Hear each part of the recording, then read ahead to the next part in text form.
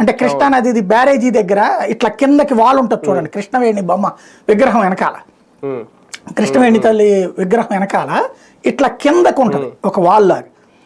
అక్కడ నుంచి ఇప్పుడు ఇవి ఉన్నాయి కదా, చెప్టాల్లాగా ఉంటాయి కదా ఆ లాకుల దగ్గర, అక్కడంతా పైపులు పెట్టారు, సన్న పైపులు పెట్టి నీళ్లతో తుంపర్ల నీళ్లు అనమాట. అక్కడికి అట్లా వెళ్ళాలి. అలా వెళ్ళేటటువంటి రూట్లోకి ఫస్ట్ టైం పెట్టారు అట్లాగా. అంతకు ముందు అయితే కనుక ఘాట్లోనే ఉండేది.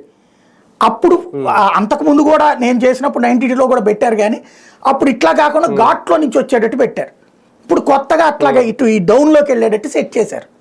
నేను వాళ్ళతో పాటు వెళ్తున్నప్పుడు ఆ కొత్తగా బ్యారికేడ్ లాగా కట్టారనమాట, కర్రలై ఇదే ఐరన్ రాడ్స్తో కట్టారు. నేను ఇలా చేయి పట్టుకోగానే చేతికి ఒక రాడ్ వచ్చేసింది.